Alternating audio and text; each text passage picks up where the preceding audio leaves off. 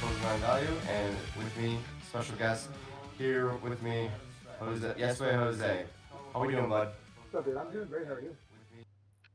Doing pretty great. I mean, it's the opening weekend of March Madness, so you know I'm good.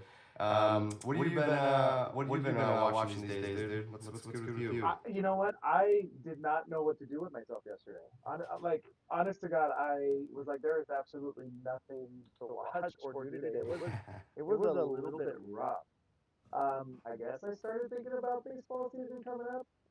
Because this week is opening day, and we do have a full 6 months of baseball coming up.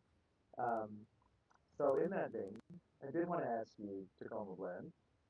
I noticed that a bunch of stadiums are now selling a 999 package Yeah, from yeah. their concessions. So I wanted to ask you, have you ever done the 999? Um, no. For, What tho- were for you those who just for those literally? who for those who don't know what the 999 is, it's nine hot dogs, nine beers, and 9 innings. Yeah, yeah. I mean, it's so great. Also, kind of wild that the stadium concessions are like, yeah, well, we got the 999 package for you. It just feels like that's the kind of thing that's frowned upon generally at stadiums and stuff. So good on you, MLB, for leaning into it because it's fun and. There's always someone with you. You're not doing this solo in a stadium, so like you'll be safe. You'll be all right. Just a little, just overindulged a little bit. But yeah, I have not done it, and I need to do it, Jose. This is screaming something Yeah, that I want to do. So, I was going to ask you, um, do you think you could do it?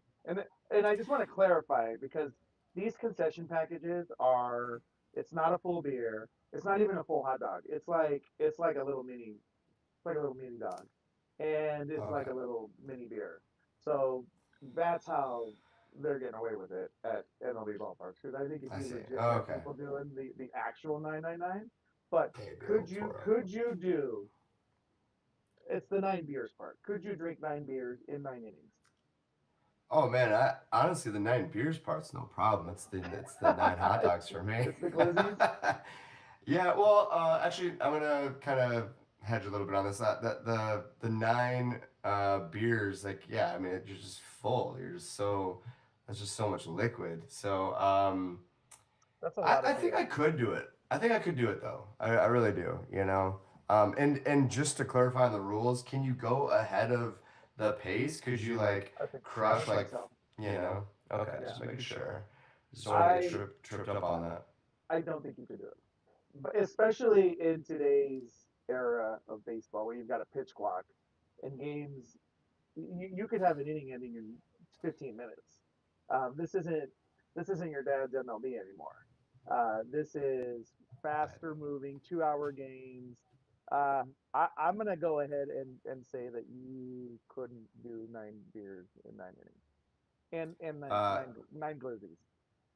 that's again no longer yes way Jose. That's contrarian Jose showing up. Everyone in the No, chat. There's not a single person in the chat that's saying that I can't do it. Yeah, I can. I feel like I could get this done. Okay, I feel like I uh, could get it done. But I mean, I will say it's no. It's not a walk in the park. Not. But yeah, I'm ready for the challenge, for the real challenge. I'll do it. I want to do the 999, the Big what's Daddy the one. what's the beer of choice? What's the beer that's gonna guarantee it? Great question. I'd probably lean Coors Light, It's good American Modelo beer. maybe, or Estrella Jalisco if we're at Old Dodger Stadium. All right. We're gonna have to do this because I want to see. I want to. Could I'm gonna just what? declare right now. No way I could do it. No way. Really? Yeah. The beers part? The whole thing. I mean, you're gonna be full, and Yeah. not 9 beers in 2 hours is a good amount of beer. Like, Oh, dude, relax. Not worried really? about that. All right. No, All right. not worried about it. Let's do this. Let's make this Let's happen. do it. Let's do it. I'll Opening give it day. a. Now I'll it's give it probably a a bad shot if. idea. I'll give it a shot if you give it a shot. All right, let's do it. Let's do it. You can, if you want, you can do the smaller hot dog, smaller beers one if you want. We should live stream it too. We should. We should just live Oh. stream us doing the 999. Absolutely love that. That's gotta happen. Yeah, and we'll need a paramedic on site just in case. Yeah, you'll be back in Los Angeles at probably that point, right? I Most mean, yeah, likely, possibly. we can do it whenever we want, but It's true. if all things line up and I'm relocating to LA, then we'll have plenty of opportunities to do it. Feels like a easier thing to do in Anaheim for some reason. I don't know why, but I'm just saying stuff. Dodger Stadium, you can do it at Dodger Stadium. It'll just be more expensive, probably. It'll be more, and it'll be crappier beer and crappier hot dogs because everything at Dodger Stadium is crap. So Okay, let's. All right, we're not again. Contrarian Jose coming at us. Okay, I I'm just. just, Well, the Dodger dog has gone downhill. I'll give you that. It's still delicious though. it's a it's a hot dog. It is. Well, There's nothing yeah, it's still special about that delicious. hot dog. There's nothing special about that hot dog. Okay, It's a it's all right. barely it's a fine it's a run of the mill hot dog. Well, for all of the people listening in on this, in case you haven't known this yet, in case you can't tell by Jose's hat, avid Padres fan, does not like the Dodgers, so pretty much everything LA Dodgers sucks. So get used to it. MLB season is right here. So, um, but let's pivot to the NCAA tournament, dude. Opening weekend hit. Like you said, it was just action. It was great. The games were fun. Enjoyed a lot of it. First day without. First day without the tournament. Yeah, didn't know what to do, dude. Was beside myself. Just kind of, you know, cold, like sad, depressed. Just curled up in a ball. Like I didn't know what to do. Yeah. I by the way, kudos to you for indulging in that much baseball talk. I know that was difficult for you, given that we're in the middle of March Madness and all you're doing right now is eating, sleeping, and drinking college hoops. So, tip of the cap to you, my friend, for indulging in that much baseball talk at this stage. No Yeah, problem. you know, this is why we love it, right? It is just like it is like drinking from a fire hose for full, for 4 full days. It's just nonstop action, and it is incredibly fun. And the come down is gonna be a little bit hard. Yeah, it's we yeah, absolutely. I expected it. And it just was I thought it was a great first weekend. And I know that, and we'll touch on this a little bit, the upsets, the lack thereof was maybe a little, um, you know, little concerning, but I do think that we got spoiled with a lot of, upsets the past like 3, 4 years. So, Yeah, but this is a little maybe an overcorrection. So, but you came up with some good topics for us to go through. So I'll tee you up. Story of the weekend. What did you? What's your story of the this opening weekend? I think the 30,000 foot view. We're apparently in an era right now where it's the power conferences and it's the big dogs who are kind of owning this tournament right now. Last year we had a chalky Final Four. We had all four number one seeds make it to the Final Four. Um, I just think we're in an era right now where the mid major is not what it used to be, and we're gonna have, as of this weekend, there's one double-digit seed team left in the tournament, and they're from a power conference. So Yeah. we've got no mid majors, we've got no true Cinderellas, um, carrying us through to the second weekend of the tournament. That is a bummer. I do think we're missing out on a little bit. Um, and I think it just kind of speaks to where we are with the college game, not just basketball, but I think in football too, where there's clear layer, then there's 50 feet of crap. No, I'm just joking. We're at a top layer, then there's everybody else, and Yeah. that is a bit of a bummer because if you're not necessarily a fan of those Power Five big schools, what are you playing for? You're playing to get into the tournament and then lose in the first round, maybe in the round of 32. That's that's not as fun as it used to be. Yeah, and I agree with you for the most part on this topic. I think that NIL is clearly, um, had an impact on this. It really hit home on Monday, just scrolling through and looking at all of the transfers that have entered the portal in the first couple days, or actually it was happening even during the tournament. Yeah. The various small conference players of the year have like a lot of them have entered the portal already, and it's like, God, man, that sucks. Um, I will say, um, that I do think we got a little bit over. Audio settings.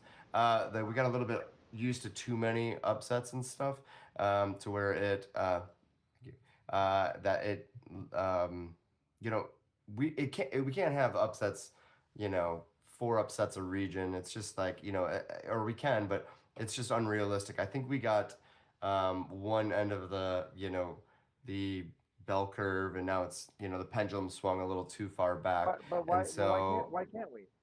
Like why? Like well, why? I'm sorry, we can, but it's just like it's no longer upsets then. Like it's just games being um, games being played. I think so we can. It's fine, but like I think that the distribution of talent, resources is not going to allow that to happen as often. I'm just saying we didn't have that many upsets, you know, prior to, like, years and years ago. I feel like even the early teens, and like we'd have some upsets for sure, like Kansas getting knocked off by like Belmont or something like that, Duke losing to Right. You could Mercer. you could you Love, could always count on like one 4 seed beating a yeah. 13 seed, but not like three 4 seeds beating a 13 seed. Not the quantity, and then also not them going to the Final Four. The Florida Atlantics, and I mean, NC State as a play-in, UCLA as a play-in, San Diego State. These teams making the Final Fours, the championship games. It's just, I don't think that that's common. Why? Yeah, But so like why? I But think we're. why isn't that bad? Like Oh, I didn't say it was bad. why not exist in a system where there is more parity and more teams have an opportunity to advance to the national championship?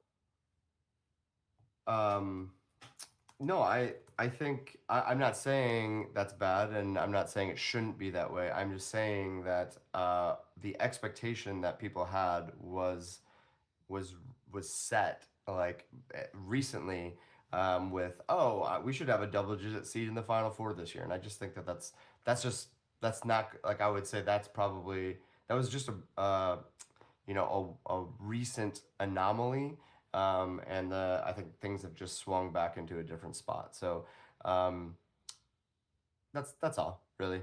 But I mean, for me, the story of the weekend though is the Big Ten renaissance. I just seeing how dominant these teams were. I mean, Michigan destroyed. I mean, like, most of these Big Ten teams covered the spread and won convincingly in one or both of their games. Six Sweet 16 teams, including Iowa upsetting number one seed Florida. And Ohio State getting tripped up by TCU. And then there's one other Big Ten school UCLA lost to UConn. They put up a decent fight, but overall didn't couldn't book it. And then Wisconsin was the only one that lost as the better seed. So really strong, uh, you know, entry into this year's tournament for the Big Ten. And I mean, of course, I'm biased, and I'd like to see it. They haven't won since 2000, when Michigan State won. Would love for that streak to end, and I don't know. Maybe it's, a bunch of teams that were doing it the right way, against a bunch of teams that were doing some, cash deals under the table, and now the level playing field. So I don't know. We'll see. Uh, but it's just, for me, it's just good to see the Big Ten back at it. The Big Ten was the best conference in the game the entire season. I don't think that there's any doubt that the Big Ten was at the top of the hill throughout this season. So to see that continuing into the tournament, not a huge Huh. surprise to me. I mean, I think you were talking about the Big 12 on a previous episode, though. I'm gonna I go back but and check what my but notes. but what was my point about the Big 12? If I I think don't the know. Big Ten and the Big 12 comparable, very comparable at the top, but I think the Big Ten is a deeper conference. All right, I'm gonna go back and watch every single episode and just find that clip, just so you know. Good, you should. And I'm sorry that you're gonna go back and listen to us talk for that much. Yeah, I'm not gonna. I I'm would. not I gonna don't do think that. I'd wish That's not that on my worst enemy. good. Favorite moment, Jose? What do you got for this one? Oh man, I mean, there were a lot of good moments, and I think I've got a tie in this category.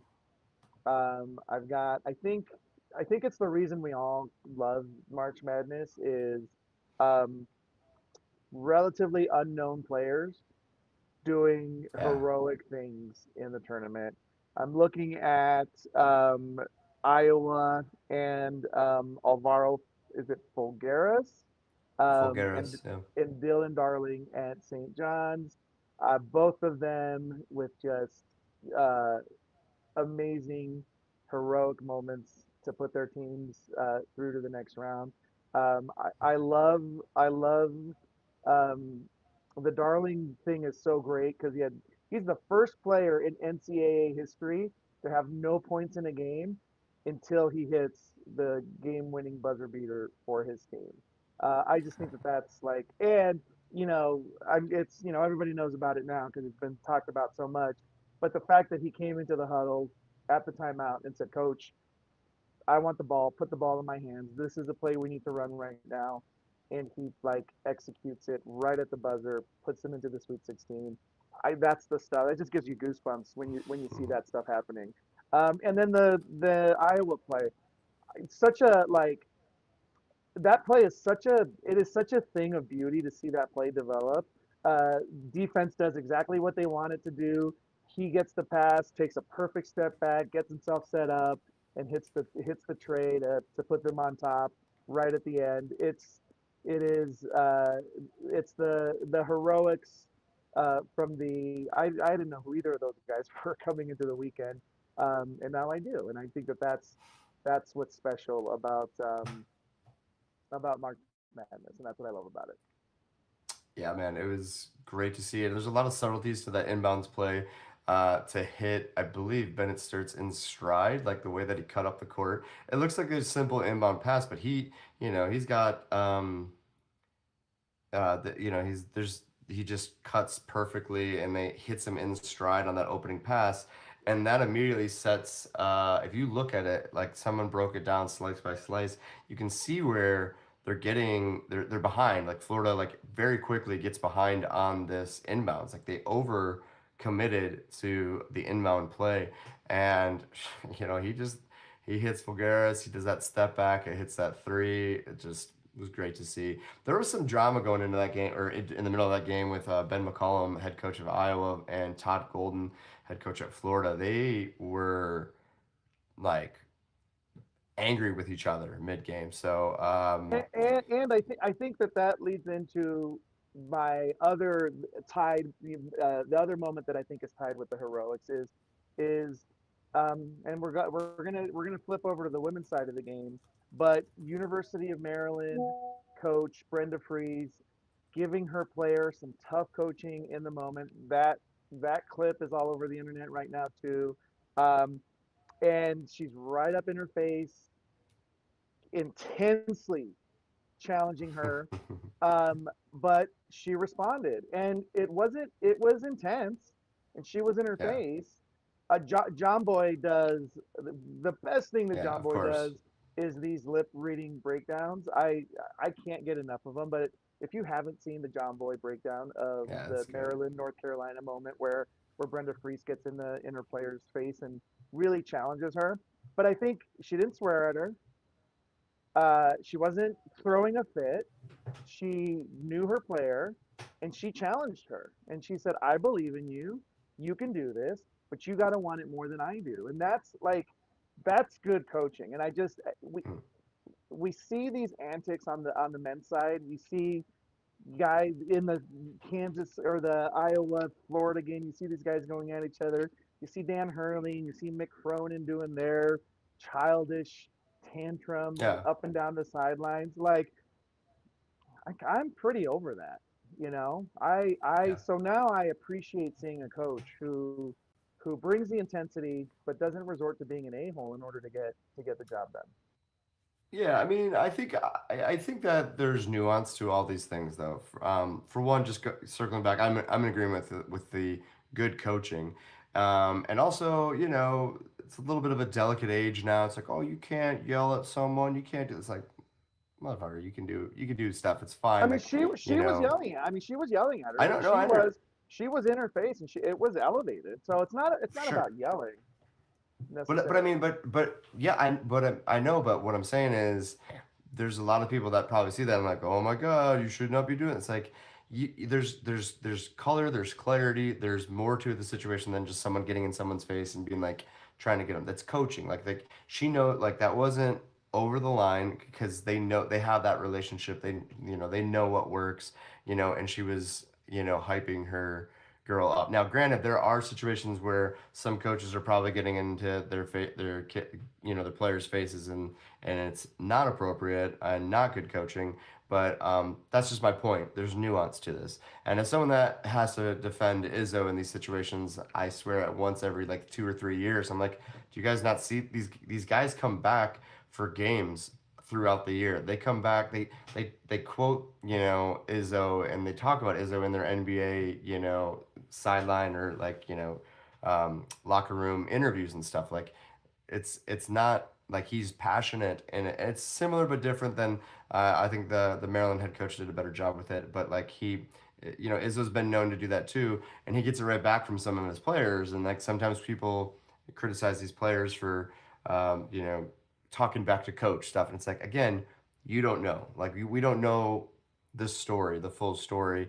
And I think some of these coaches have earned that respect to like trust like that they are doing in fact the right thing, and providing tough loving as a head coach. So uh, yeah, I'm in agreement. That was a pretty awesome you know teaching moment there. um, Biggest disappointment. Wait. What um, about no? What about your favorite moment? Oh shoot! I didn't even. Hey, got too ahead of it. Sorry, my bad. My favorite moment. I'm gonna go with a similar tie here. Selfishly, MSU getting back into it, getting into a groove. A lot of times in these tournament games in the last 5, 6 years for Michigan State, they've just eked out some wins or lost, and haven't really advanced far enough. Granted, they did okay last year, but not as convincing as these last two wins were. And Jeremy Fears didn't even have a great game scoring against Louisville, but there was not a single doubt in my mind throughout that whole Louisville game that they were going to win. So felt pretty good to see them competing. And normally a bracket like Duke, UConn, St. John's, Kansas, I'd be a little bit more nervous about. I still am. They're probably the lowest odds of the four, maybe slightly ahead of St. John's, possibly. But um, I still think that they have a puncher's chance. I mean, it's only a 1 point spread against UConn, so That's what I was gonna say. um, I thought I saw 1.5 either. I mean, 1.5, yeah, one. That's yeah. I like your chances there. Yeah, for sure. I mean, I this one, the Louisville one, I saw the spread and I was immediately when I was in Vegas, I'm like, I've got to film, got to get this video to Nick ASAP, and then I got to immediately go to the book ASAP and get in on this, and I did and cashed that money. But this one, I went back and forth on. Uh, First, thought it was a fair spread, fair fight. Felt like I would lean MSU on it. Read some other stuff on it and look at UConn a little bit more. Got a little more nervous. I'm back on MSU. I think that they adjust accordingly. Better free throw shooting, better 3 point shooting, better defense, better rebounding. So um, we'll see though. Where's the game? The Is other, this? Are we still oh in Philly? Are we still in Philly? Where are we playing that? no, DC. We're in DC. Okay. And last time they met DC, or Duke in DC, in case Duke wins or we win, that's the iconic Kenny Goins shot over Zion Williamson to advance um, in the tournament. So to the Final Four, I think. So let's see if we can get that back. Uh, the other moment that was a favorite moment for me, Miami, Ohio. They won that first game versus SMU. convincing fashion. And I just, you know, granted they couldn't beat what Texas or no Tennessee, um, but they proved that they belonged in the mix and that they proved that they were part of the tournament, right? They they were just they're there's all these doubts about whether they could compete with a team. Let's get them out and get a team that's like has a barely above 500 record in there, and it's like I understand what we're saying, and I think the point of the matter is like what would happen if Auburn played Miami 20 times. I don't know, there's probably an argument that Auburn wins 12 of those 20, maybe not. But the point being is similar with Wisconsin and High Point. You're trying to tell me that Wisconsin and High Point play 20 times, Wisconsin doesn't win that one 15? Probably. So like but that's not the point. We're in a tournament. You got to bring your A game one chance. And that's why I love it. And that's why Miami deserved to be in it because they did have the possibility of upsetting some teams. It ended a little bit soon, a little early, but that's why you can't have Auburn. That's why you can't have uh, Oklahoma. Yeah, I You mean, gotta have the Miamis.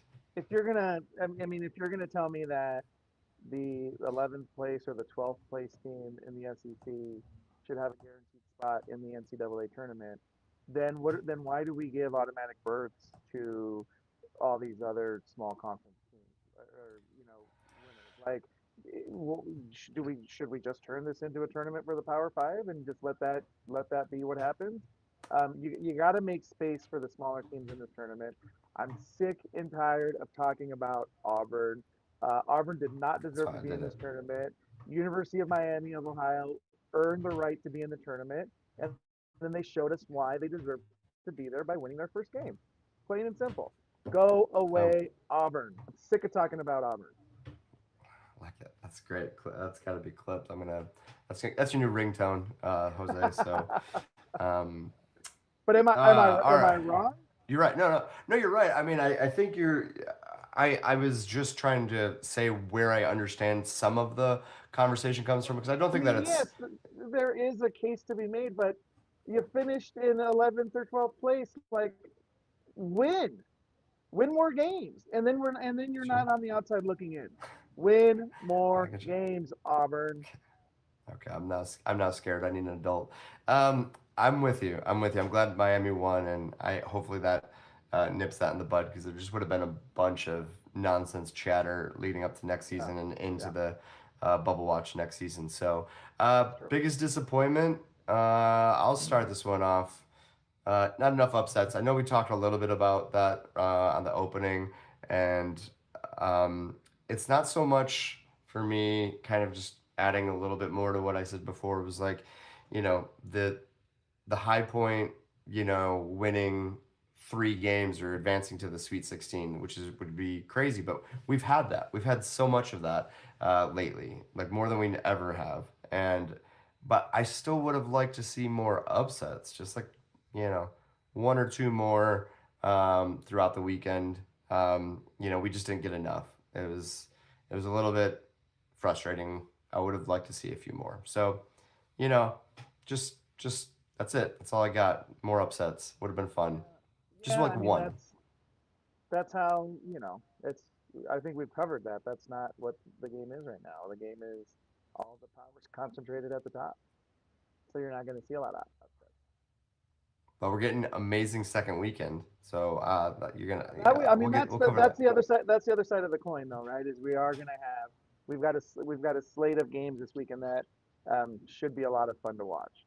Um, Yeah. my biggest disappointment. Anybody who's been following ahead of the spread uh, for the last month and a half knows that I've been on the Wisconsin Badgers for quite some time. Um, had a you know they had a nice run there, had some really impressive wins in the regular season, thought they had some wind in their sails, a little bit of momentum on their side, and then they come into the tournament and they shit the bed hardcore in the first round against High Point. I is High I where is I don't even High Point, where is High Point? North Carolina. Is that a real school? Is that like I never heard of High Point. I don't know. Is it real? Is It's an that AI school. It's not real. It's AI built. No, it's in North Carolina. I used to drive past it all the time when I commute between Michigan and North Carolina. So yeah, but they apparently have a decent NIL budget. So, um, but still, like crazy. yeah. I mean, my frustration was watching that game. I was like, they were. I think Wisconsin was down early or barely up a little bit. I mean, it was a close game, and Nick Boyd frequently would just have this like grin on his face, and he would lackadaisically like dribble in for a drive and get blocked or something like that. And just kind of like had this grin on it. And like I get it, like you're loose and all this stuff, and you're like, but at the same time, buddy, what happened? So I mean, just to have his experience from the FAU run to the San Diego State run to this, I mean, Yeah. those guys, they were interviewed, I think, at halftime or before the game, and him and Blackwell were saying how like they're the best point or guard combo in the nation. And it's like, you sure about that? I You mean, sure about that? that's probably where they sealed their fate. You can't do that. You're just inviting the universe to put you in your place. Yeah, yeah. I mean, When you do stuff like that. we had Wisconsin futures. I had bets. I didn't pick, that was one upset I didn't pick, and um, after hearing that and watching them play, I was like, God, I'm kind of rooting for High Point. Let's go with an upset. So Yeah. I was pretty disappointed because I jumped on that bandwagon pretty early. Thought I had picked a good horse, and I got egg all over yeah. my face now. Boo, Wisconsin. Boo. Boo. So All right. that's my biggest disappointment. Yeah, of course. Yeah, I'm with you. Your biggest surprise, Jose. What do you have here for this one? I mean I think my biggest surprise is that I did not peg that the I guess the closest thing we have to a Cinderella in this tournament is the small little school that nobody's ever heard of called the Hmm. University of Texas. Who? Like, yeah, exactly right. Yeah, that's about as close as we're going to get to a Cinderella in this tournament is the University of Texas. And you know, three. What is it? They win 3 games in 5 days, including and that includes a final, not a final, a first four, you know, matchup Plan. to get themselves even into the meat of the tournament. Uh, I think AJ Devonta had something like 35 points for BYU against them. They were able to withstand that. And then I'm drawing a blank on who they beat in their Gonzaga. They beat Gonzaga in their third game. So 3 games in 5 days is pretty impressive. That is a nice little run. I don't think many Yeah. expected much from Texas. They barely made it into the tournament. So I'm a little surprised that the Cinderella team that we're going to be talking about this upcoming weekend is little old underdog University of Texas. I mean, similar to your question about High Point, where even is University of Texas? Exactly.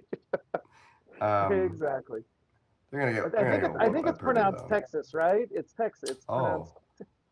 Or is that a is there an stop umlaut in there? I don't even N? know. Yeah, for sure. It's crazy that we see someone on one of these planes go far. Like it's kind of it's kind of nuts. It's. I mean, it's For cool. It is me, cool. It is cool to see, by the way. Like yeah, Texas is doing what it's got to do, right? Like they got their chance. The selection committee said, okay, we're going to give you a shot to play into this thing. They won that, and then they rattle off two wins against two pretty decent teams. So, yeah, kudos to them. But a little surprised that I'm talking about University of Texas today. yeah. The other one that I was like, oh, there's the other one that's kind of has Cinderella vibes, and it's like Iowa, and it's like, oh, a little school called Iowa. Oh boy. Um, but okay, so for me, the biggest surprise, the ACC sucks, dude. They're just so mid, man. Just unbelievably mid. That's why I'm like nervous about this. I think Duke's still good, and I think now that pendulum again has swung, and now everyone expects everyone's sexy upset pick coming into this next up. The games on Thursday and Friday is St. John's to beat Duke. I'm not. I don't think the Big East performed very well this year either, and St. John's has its fair share of losses.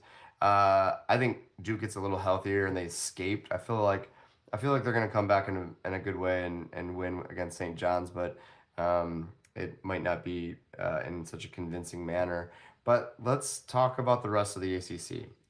Virginia, Do we have they to? okay. Well, I mean, just No, no, I mean, no. I'll run I'm through just it. teasing. I'm I just got, teasing. I'm just teasing. I got But you. I got you. to make your point, like it's kind of depressing if Yeah, if you're yeah. a fan of the ACC. Well, believe me, living in ACC country for 5 or 6 years, I had to hear about how bad the Big Ten was, and after multiple losses to Carolina and in the Final Four and title games and or Final Four, Duke, it's just I'm over it. So I'm gonna go through it and I'm gonna love it. Yeah, UVA losing to what Tennessee in round of 32. Miami, Florida losing to Purdue round of 32. Miami North or Florida. Carolina, yeah, Miami, Florida. Excuse me, Miami, Florida. North Carolina losing to VCU after having a 19-point lead. What a joke. Clemson losing to Iowa. Louisville getting destroyed by the Spartans. NC State losing a playing game to Texas. I mean, just underwhelming. So crazy underwhelming. So I didn't expect. I kind of thought because the storyline was ACC's back ish, and they most assuredly were not back. You, Reports of their demise was not yeah. exaggerated. Are we? Does this mean we're going to see fewer bids for the ACC in the 2027 NCAA?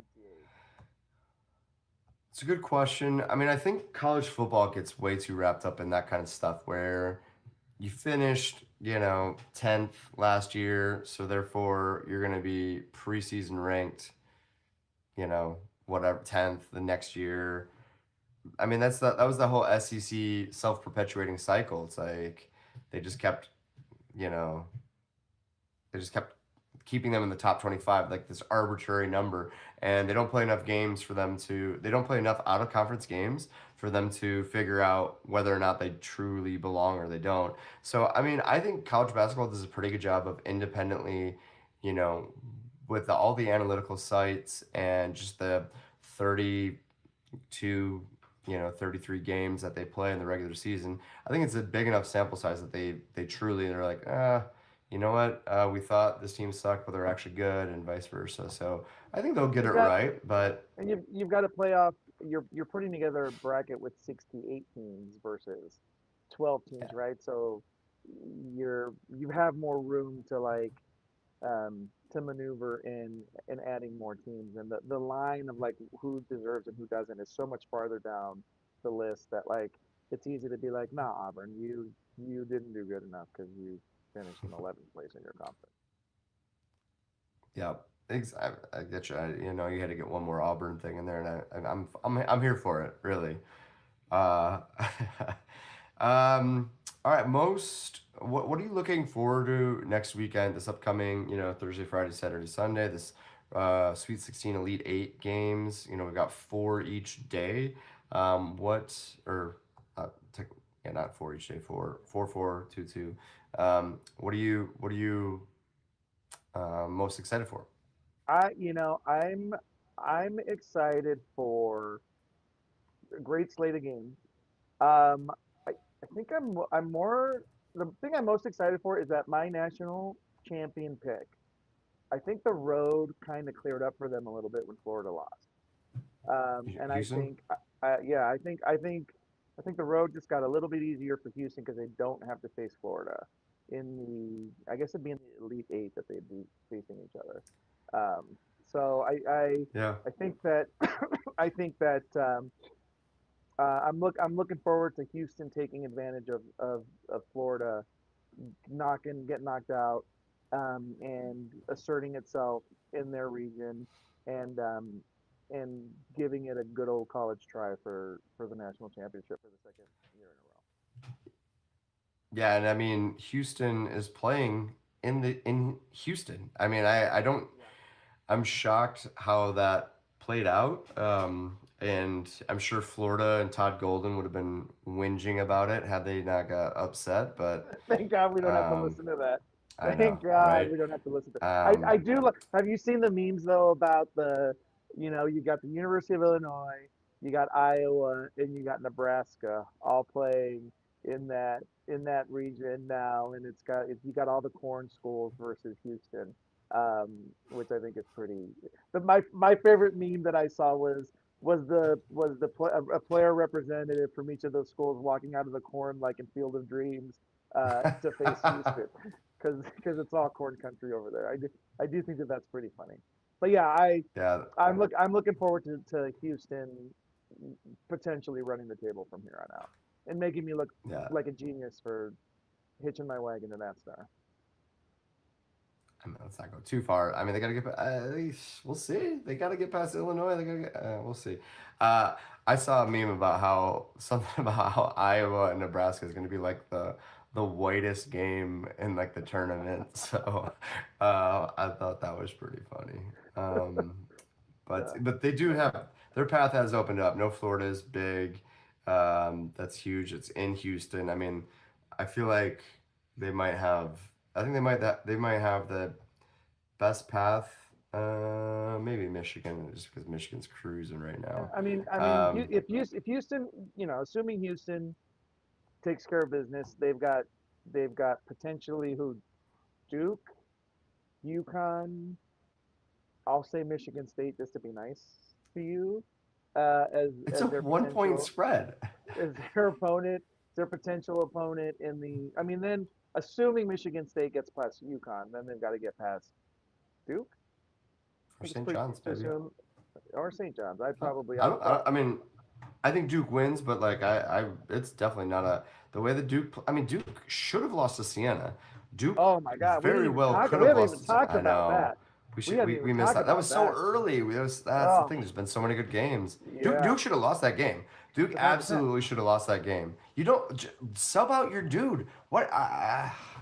That you once you started seeing the guys not hustling as much for the ball because they're dead tired, and some of their shots falling a little flat.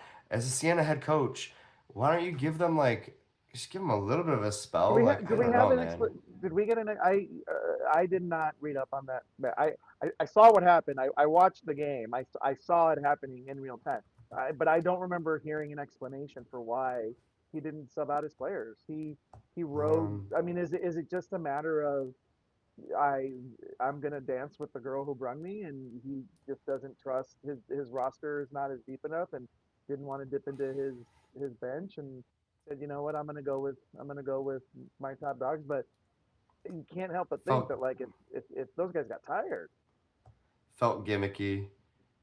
It felt really gimmicky. They only had one guy sub in for 6 minutes in the final at Metro Atlantic final. But before that,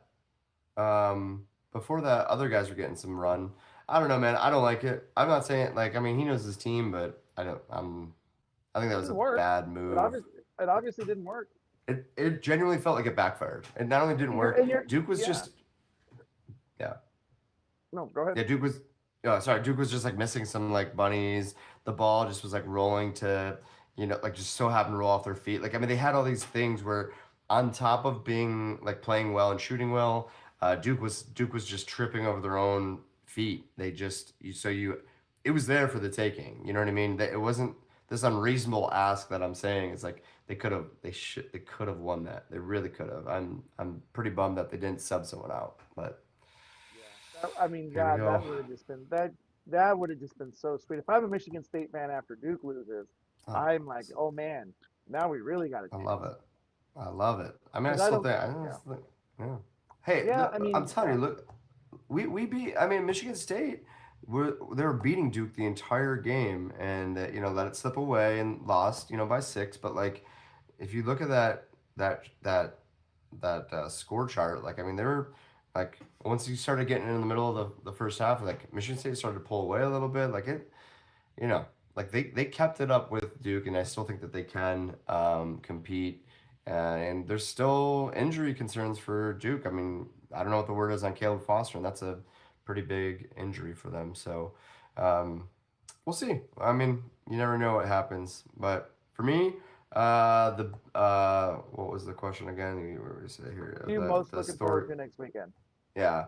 So I mean, honestly, it's just like all of like literally another set of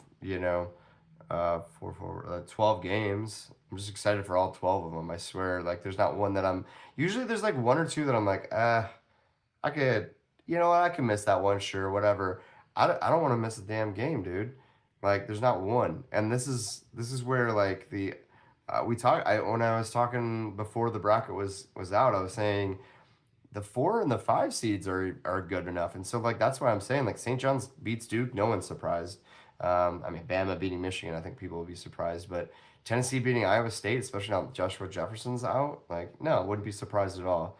Um, I wouldn't be Michigan over surprised if UConn. I wouldn't be surprised if Texas beat Purdue Yeah, yeah. Purdue's because I playing think pretty great Purdue right now, but yeah, they are, but they've also shown us throughout the season that they they can got they issues. can fall flat. I don't Yeah, tr- I don't tr- I I, don't trust Purdue to save my life. yeah. We'll see. I mean, but that's not my point. Like every single one of these games is gonna be good. Iowa Nebraska is gonna be good. Like that's a 1.5 point spread. I thought it'd be a little bit higher, but Ben McCollum's got his 3 guys from Drake. He's a good coach. Like we'll see. That's my candidate for like the craziest game of the weekend. I can see that game just like coming down to like shot for shot at the end, and just being pure mayhem at the end there. Yeah. It's the lowest point total by far, 132. Michigan State, UConn's 136. So Alabama, Michigan's going to be an absolute shoot, just a just a scoring fest. 174 is the over under on that. Michigan's Uh, gonna run away with that. That's yeah, I that's think so my too. that's my candidate for the biggest blowout of the weekend. Yeah, I think so too. Um, yeah, maybe. Yeah, I'd say you're right. That or Purdue. Like if it doesn't go well for Texas, I think it goes badly for Texas because their defense is easily the worst in these 16 teams. Like they so like I get what you're saying, and I do think that they have the ability if they're on, they do have the capability of keeping up with Purdue and upsetting them, but they're barely a top 100 defense. So I think that could get ugly too if Yeah, I think Purdue's that's clicking. fair. But I yeah, I just said that Iowa Nebraska is my candidate for the craziest game of the weekend. Arizona Arkansas can also get crazy, I think. that's why I'm so excited. There's like, I mean, if we had 16 people on the show and 16 people picked a different game, like I mean, I feel like you could make a compelling argument for all of them. So, um, yeah, man, I mean, a lot of our friends in East Lansing are a little upset that it's a late game on Friday. For me, it's 6:45 here, so I'm absolutely all ready for it. Get to go out and have some pops and watch the game with some friends. So I'll be excited for that. It's gonna be a great weekend, Jose. Yeah. I sadly or not sadly, I'm not gonna get to watch many of these games because I'll be at Petco Park with my San Diego Padres during their opening season homestand. So I'll be at Petco all weekend. So I'm gonna be tuning in as much as I can. But my head's gonna be in baseball a lot too this weekend. Can can you do like an earbud, just one earbud, listening to a game? Yeah, I should, right? I'll be paying attention. And the beautiful thing about social media these days is you can catch up on a Catch game and up. you can feel like you can totally feel like you watched the entire game just by catching the highlights on social media these days.